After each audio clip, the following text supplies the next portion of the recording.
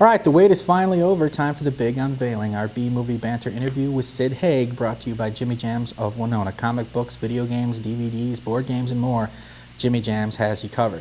All right, you likely know Sid Haig best for his portrayal of Captain Spaulding from Rob Zombie's House of a Thousand Corpses and The Devil's Rejects, but he's been in the business since the early 60s and has worked for some of the best directors in the game: George Lucas, Roger Corman, Quentin Tarantino, and of course Zombie. He's a cool cat and has a strong message for anyone pursuing a dream, whatever that dream may be, and some funny stories to tell from the set of the Firefly family, as well as a tale about the strangest request he's ever received from a fan that is sure to bring a smile to your face. Before we unleash this bad boy, anything to add, Derek? I mean, I hope he's not as scary as he is in the movies, because I'm a big chicken. All right, without further delay, our B-Movie Banter interview with Sid Haig. What the?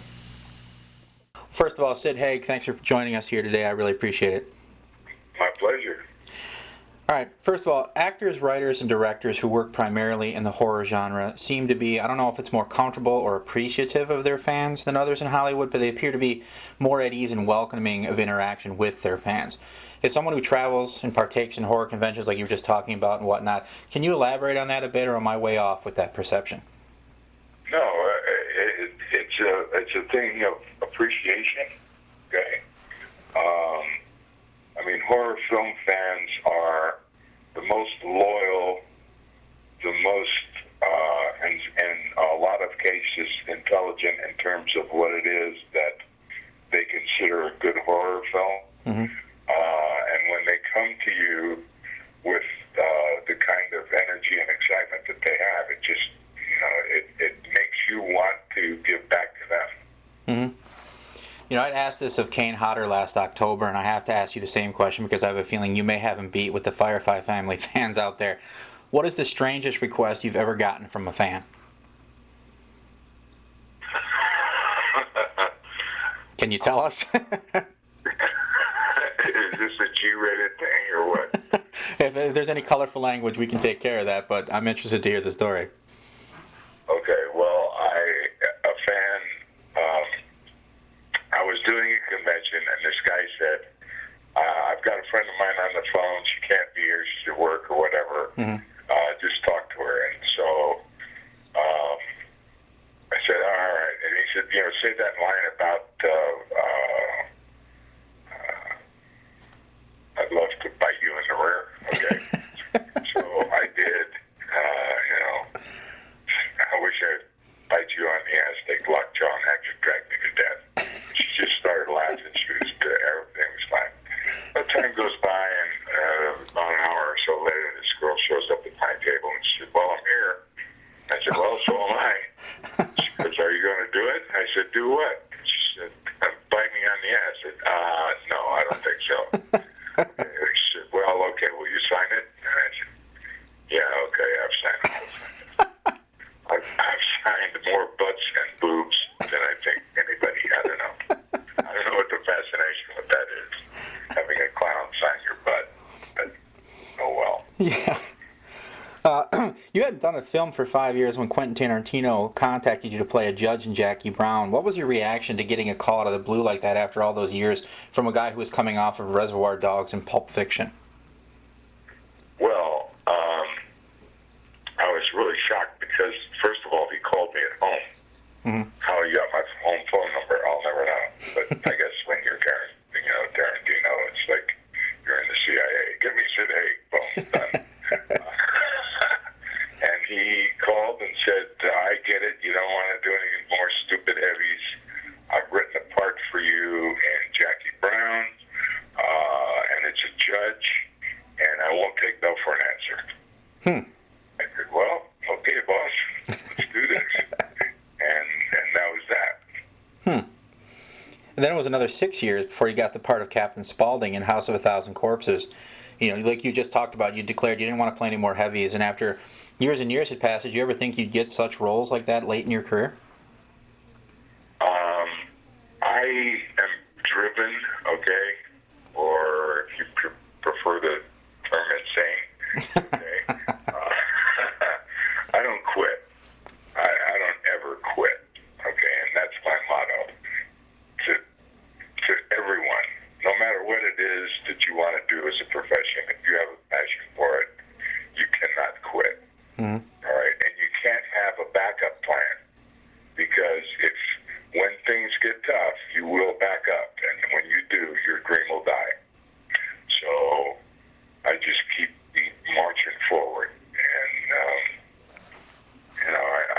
I knew that at some point something would happen that would kind of spark people, and I'd start working in the kind of films that I wanted to do. You know, with all the films you've worked with him on, what has Rob Zombie meant to your career? Well, he's meant everything to my career, because he sparked it. He got out the battery cable and restarted me. And that has happened several times in my career, like at least 5 or 6 times, because I was working so much that people would say, oh, no, don't bring me Sid Haig again. Geez, I'm tired of looking at him, okay? Mm-hmm. And so I would have to restart my career. I'd have to take time off and then come back, Mm-hmm. So he restarted everything for me in a big way. I mean, he wrote a great part, and he allowed me the latitude to play with it and do with it pretty much what I wanted to. Mm-hmm. And that made everything work.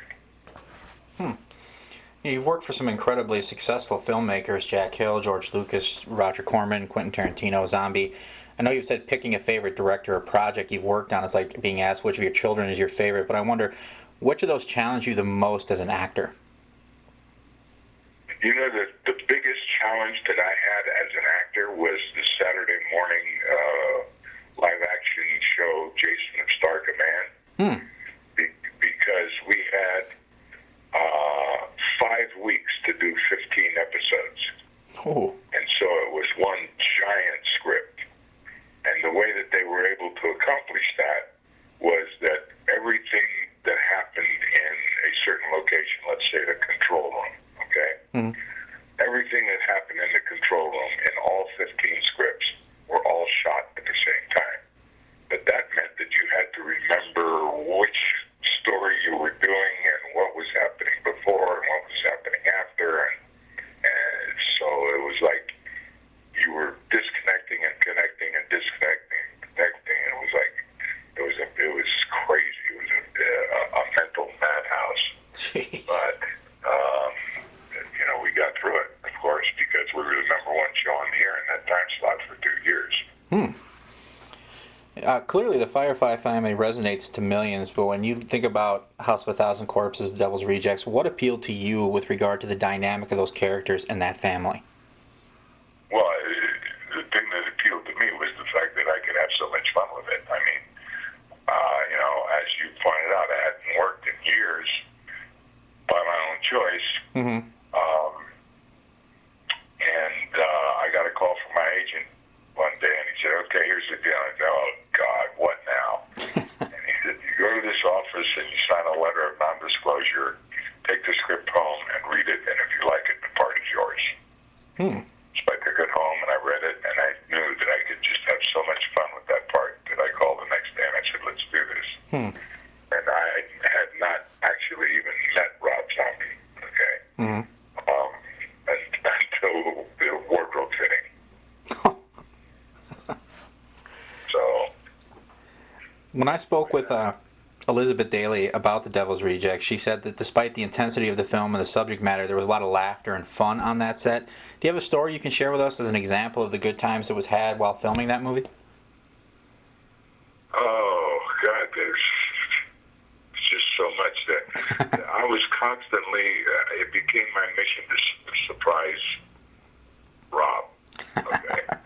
Because one of the first scenes that I shot was the scene where the guys come in to rob my store. Yeah. And when the guy said, stick him up, and I gave him the finger to double finger, okay?